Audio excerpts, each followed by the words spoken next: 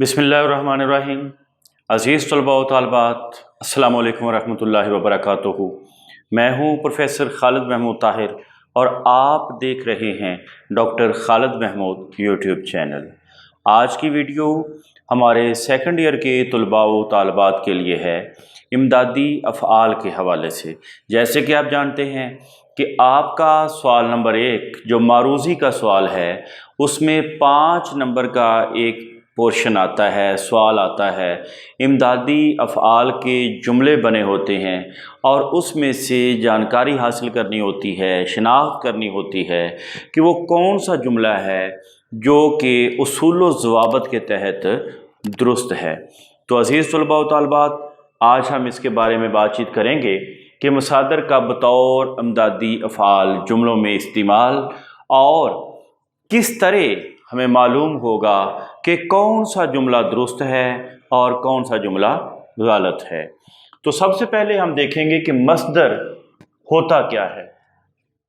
मस्दर बेटे जाए सदूर को कहते हैं। जाए सदूर का मतलब होता है निकलने की जगह। गोया इसका मतलब ये हुआ कि ऐसा कलमा जो खुद तो किसी लफ्ज़ से ना बना हो मगर इससे बहुत से कलमे, बहुत से अल्फाज निकलते हों और इसमें किसी भी ज़माने का कोई ताल्लुक़ नहीं होता। और उर्दू के अंदर मस्दर की पहचान ये है कि इसके आखिर पर नून अलिफ ना आता है, जैसे आना, करना, रखना, डालना वग़ैरह। और अगर फ़ारसी की बात की जाए तो फ़ारसी में मस्दर की पहचान ये है कि इसके आखिर में दाल नून और या फिर ते नून का लफ्ज़ आता है। मसलन जब हम कहते हैं आमदन, रफ्तन, दाल नून और ते नून का लफ्ज़ बताता है कि ये दोनों अल्फाज फ़ारसी के अंदर मस्दर कहलाते हैं। मगर चूँकि हमारा ताल्लुक़ उर्दू के साथ है इस सवाल के हवाले से, लिहाजा हम ये याद रखेंगे कि ऐसा लफ्ज़ जिसमें आखिर पर नून अलिफ ना आ जाए वो मस्दर है और मस्दर में ज़माने का कोई ताल्लुक़ नहीं होता। इसके बाद है जी फ़ेल। ऐसा कलिमा जिसमें किसी काम का करना और या फिर होना पाया जाए। चूँकि फ़ेल यानी काम जब होता है, मार्ज़े वजूद में आता है, तो ज़ाहिर है कि वो किसी टाइम के अंदर आता है, किसी ज़माने में आता है, उसमें वक्त लगता है। तो गोया इसमें ज़माने का इजहार होता है। इमदादी फ़ेल ऐसा फ़ेल मामन है जो किसी दूसरे फ़ेल के साथ मिलकर फ़ेल को मुरक्कब बनाता है। ये फ़ेल के बाद और जुमले के आखिर में आता है। ये इसकी निशानी है इमदादी फ़ेल की। सवाल ये पैदा होता है कि इमदादी फ़ेल के फ़वाइद क्या हैं। उर्दू अदब के अंदर वो कौन सी ख़ुसूसियात हैं जो इमदादी अफ़आल की वजह से पैदा होती हैं। तो सबसे पहले बेटे जुमले में फ़साहत और बलागत ज़ोर पैदा हो जाता है। दूसरी चीज़ ये है कि रवानी और सलासत पैदा होता है और फिर मानी के अंदर वुसाअत पैदा हो जाती है। और चौथी चीज़ ये है कि ज़माने का तयन हो जाता है। चूँकि मस्दर के अंदर ज़माने का तयन नहीं होता मगर इमदादी फ़ेल के अंदर ज़माने का तयन हो जाता है। इसके बाद है बेटे कि हमने ये देखना है कि दुरुस्त जुमला हमें कैसे पता चलेगा कि दुरुस्त जुमला क्या है। मगर इससे पहले हम ये देखेंगे कि हम इमदादी अफ़आल कैसे बनाएंगे। क्यों? इसलिए कि असल फ़ेल पहले आएगा, इमदादी फ़ेल बाद में आएगा और इन दोनों के दरमियान में कोई लफ्ज़ नहीं आएगा। ये शराइत हैं उसकी।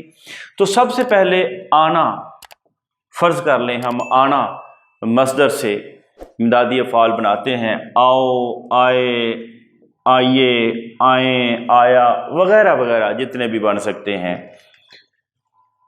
اب ہم نے ایک جملہ لکھا ہے جی، نماز پڑھ آؤ۔ آپ نے دیکھا کہ آؤ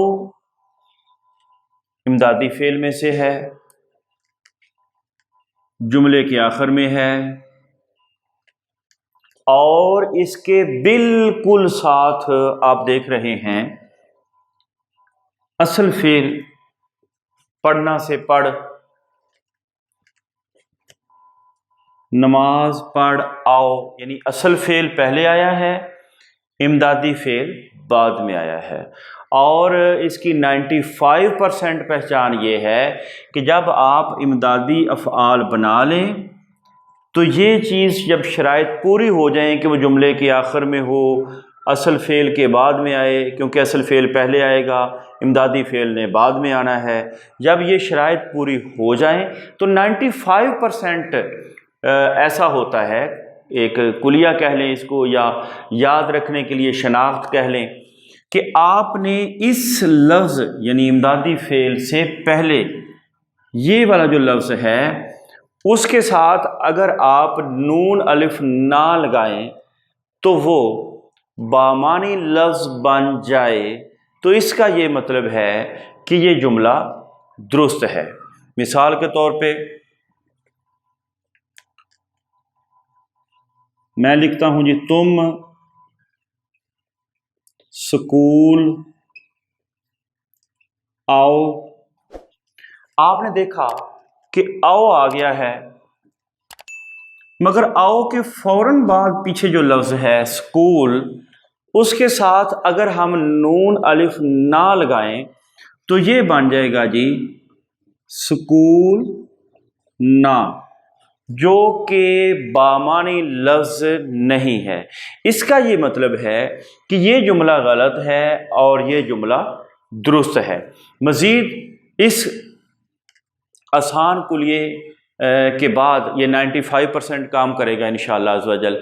اس کے ساتھ ساتھ اگر آپ دیکھیں کہ درست جملے کے اصول کیا ہیں، تو پہلا میرا بیٹا اصول یہ ہے کہ دیا گیا لفظ مصدر جملے کے آخر میں بطور امدادی فعل آئے گا۔ آپ نے دیکھا کہ یہ مصدر ہے اور امدادی فعل آؤ جملے کے آخر میں آ گیا، اس کا یہ مطلب ہوا کہ ہماری پہلی جو شرط ہے وہ پوری ہو گئی۔ اس کے بعد بیٹے وہ کہہ رہے ہیں کہ امدادی فعل سے قبل ایک مستقل فعل آئے گا، امدادی فعل سے قبل ایک مستقل فعل بھی آ گیا، اس کی یہ دوسری شرط بھی پوری ہو گئی۔ اس کے بعد ہے جی کہ فعل اور امدادی فعل کے درمیان میں کوئی لفظ نہیں آئے گا۔ آپ دیکھ رہے ہیں آؤ اور پڑھ کے درمیان میں یہاں پر کوئی بھی لفظ موجود نہیں ہے۔ اس کے بعد بیٹے وہ کہہ رہے ہیں کہ جملہ میں ایک ہی فعل اور ایک ہی امدادی فعل آئے گا۔ آپ نے دیکھا ہے کہ اسی کا امدادی فعل جو ہے وہ جملے کے اندر آ رہا ہے۔ تو یہ بیٹے 5 نمبر کے آپ کے MCQs کا سوال تھا۔ امید ہے کہ آپ کلیتاً اس کے شناور بن چکے ہوں گے۔ مزید پریکٹس سے، مشق سے انشاءاللہ عز و جل آپ اس میدان کے اچھے کھلاڑی بن جائیں گے۔ اللہ تبارک و تعالیٰ آپ کا حامی و ناصر ہو۔ ملتے ہیں ایک اگلی ویڈیو میں۔ السلام علیکم ورحمۃ اللہ وبرکاتہ۔